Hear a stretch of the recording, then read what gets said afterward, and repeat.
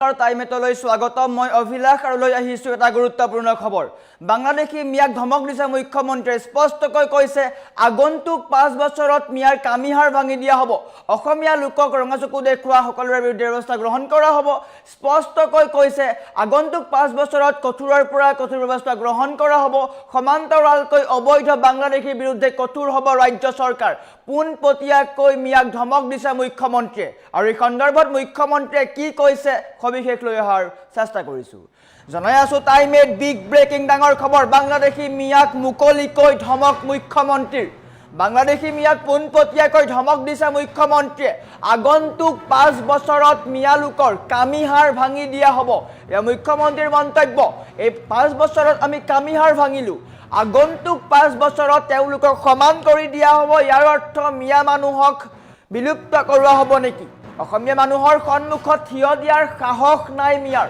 5 বছৰত অসমীয়া মানুহ বহুত সাহসী হ'ল এই মন্তব্য মুখ্যমন্ত্ৰীৰ আগন্তুক 5 বছৰত অসমীয়া মানুহ আৰু সাহসী হ'ব একাংশৰ দাদাগিৰি বৰ্তমান বিলুপ্ত হৈছে একাংশই অসমীয়াৰ ওপৰত যি দাদাগিৰি চলাইছিলে সেই দাদাগিৰি বৰ্তমান বিলুপ্ত হৈছে অসমীয়া মানুহক কোনেও বৰ্তমান সময়ত ৰঙা চকু দেখুৱাব নোৱাৰিব গড় হত্যাকাৰী নেতাও চকু তল কৰি ওলাবলগীয়া হ'ব এয়া হৈছে মুখ্যমন্ত্ৰীৰ লক্ষ্য আৰু এনেকৈ বাংলাদেশী মিয়াক বা অবৈধ প্ৰৱেশকাৰীক হকিয়নি দিছে মুখ্যমন্ত্ৰীয়ে পোনপটীয়াকৈ কৈছে আগন্তুক 5 বছৰত তেওঁলোকৰ বিৰুদ্ধে কঠোৰৰ পৰা কঠোৰ ব্যৱস্থা গ্ৰহণ কৰা হ'ব অসমীয়াৰ বৈচিত্ৰ্য অসমীয়াৰ সংস্কৃতি ধ্বংস কৰা লোকৰ বিৰুদ্ধে ৰাজ্য চৰকাৰ কঠোৰ হৈছিলে ৰাজ্য চৰকাৰ আগন্তুক 5 বছৰত অত্যধিক কঠোৰ হ'ব আৰু এনেকৈ সংবাদ মাধ্যমৰ সন্মুখত মুখ্যমন্ত্ৰীয়ে পোনপটীয়াকৈ ধমক দিছে অবৈধ মিয়াক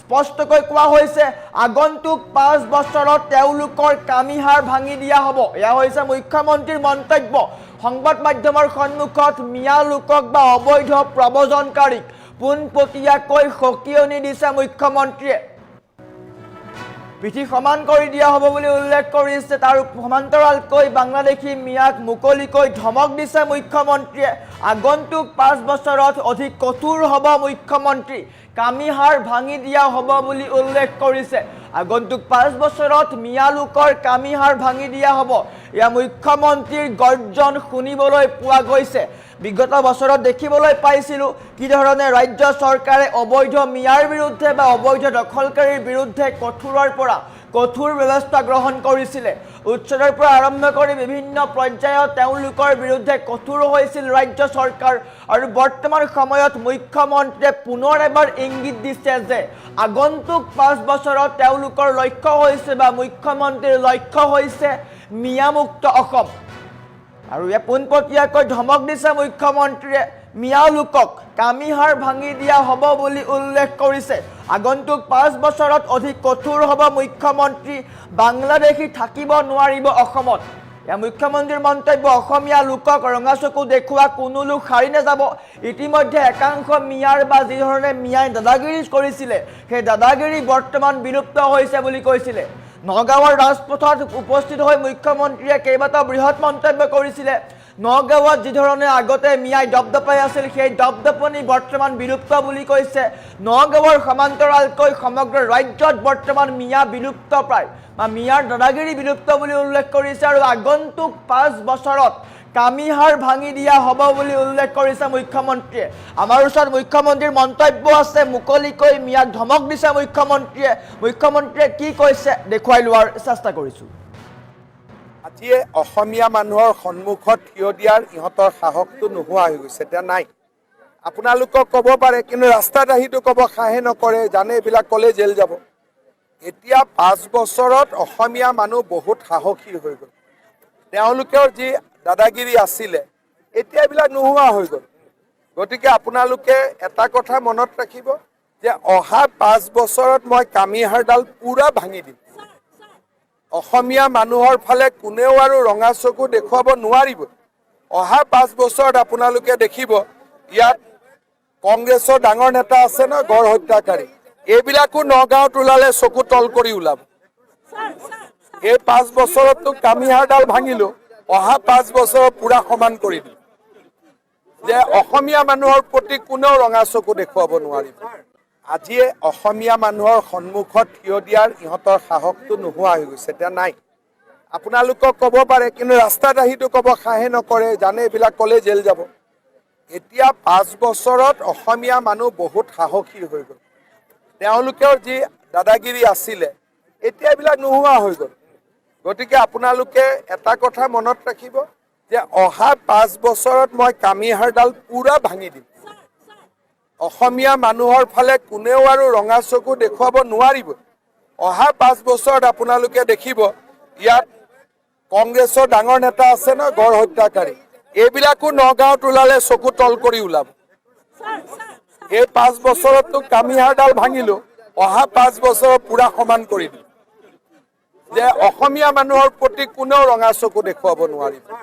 আজিয়ে অসমীয়া মানুহৰ সন্মুখত থিয় দিয়াৰ ইহঁতৰ সাহসটো নোহোৱা হৈ গৈছে, এতিয়া নাই। আপোনালোকক ক'ব পাৰে, কিন্তু ৰাস্তাত আহিতো ক'ব সাহে নকৰে, জানে এইবিলাক ক'লে জেল যাব। এতিয়া 5 বছৰত অসমীয়া মানুহ বহুত সাহসী হৈ গ'ল। তেওঁলোকৰ যি দাদাগিৰি আছিলে, এতিয়া এইবিলাক নোহোৱা হৈ গ'ল। গতিকে আপোনালোকে এটা কথা মনত ৰাখিব যে অহা 5 বছৰত মই কামিহাৰডাল পুৰা ভাঙি দিম। অসমীয়া মানুহৰ ফালে কোনেও আৰু ৰঙা চকু দেখুৱাব নোৱাৰিব। অহা 5 বছৰত আপোনালোকে দেখিব ইয়াত কংগ্ৰেছৰ ডাঙৰ নেতা আছে ন, গড় হত্যাকাৰী, এইবিলাকো নগাঁৱত ওলালে চকু তল কৰি ওলাব। এই 5 বছৰততো কামিহাৰডাল ভাঙিলো, অহা 5 বছৰত পুৰা সমান কৰি দিম। যে অসমীয়া মানুহৰ প্ৰতি কোনেও ৰঙা চকু দেখুৱাব নোৱাৰিব। আজিয়ে অসমীয়া মানুহৰ সন্মুখত থিয় দিয়াৰ ইহঁতৰ সাহসটো নোহোৱা হৈ গৈছে, এতিয়া নাই। আপোনালোকক ক'ব পাৰে, কিন্তু ৰাস্তাত আহিতো ক'ব সাহে নকৰে, জানে এইবিলাক ক'লে জেল যাব।